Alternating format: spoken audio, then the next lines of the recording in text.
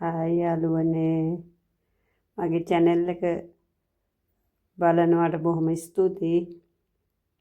ඔයාලට මගේ channel එක subscribe කරන්න, like කරන්න, comment කරන්න. බලන්න මේ ඩුබායි අල්පූජාන් වෙස්ට් පාරවල්. මේ මගේ ගෙදරට යන පාර. බලන්න මේ පාර කොහොමද කියලා තියෙන්නේ. තනිකර මේ ඇවිදගෙන යන පාර දෙපැත්තේ තියෙන්නේ තනිකර මේ කොහොඹ ගස් වවලා තියෙන්නේ. බලන්න. කොහොඹ ගස් අතරට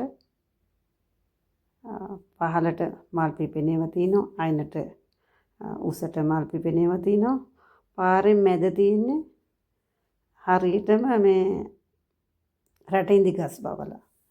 පාරේ අනිත් පැත්තෙත් ආයිත් මල් වවලා තිනවා. ආයිත් කොහොඹ ගස් තිනවා. බලන්න කොහොමද කියලා. අපි ලංකාවකත් මෙච්චර ලස්සන තිනවා. මේ පැතිවල හැම පාරකම මෙහෙම වවලා තින්නේ. දැන් මේ කහ පාටයි රතු පාටයි මේ මල් වවලා තින්නේ. පැත්තේ සමහරක් ඒවා තින්නේ වෙන මල් වවලා තින්නේ. සමහර පාරවල තින්නේ කහ පාට මල්. දැන් අපේ ගෙවල් ඉස්සරහට තින්නේ තනිකර කහ පාටින් වහලා තින්නේ. කහ පාටම. කහ පාට මල් වර්ග 5ක් විතර තියෙනවා මේ රටේ.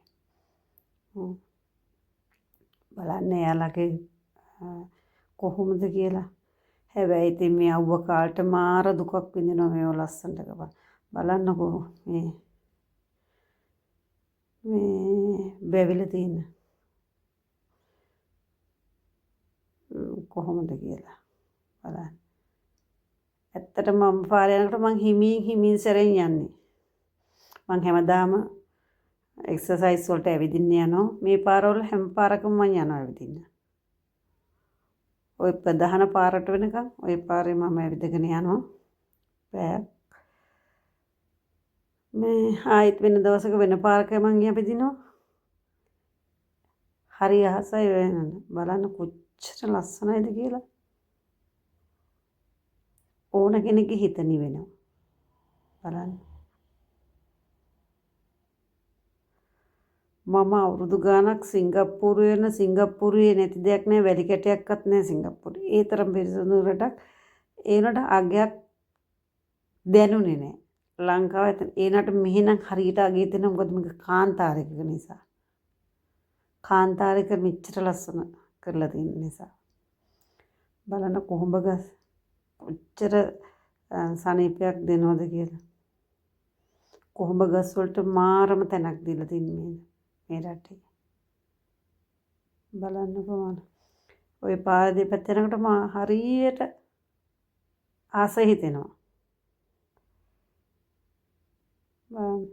හිත කොච්චර හිත නිවෙනවද කියලා. ඔය මං ඇවිදගෙන ඉස්සරහට යනවා ඔය. බලන්න කොහොමද කියලා. ඔයාලට මගේ channel එක බලනවට මෙයා කරන්න මම ලස්සන තැන් ඔයාලට වීඩියෝ කරලා දාන්නම්. මෙයා කරන්නම්. මගේ channel එක subscribe කරන්න, like කරන්න, comment කරන්න.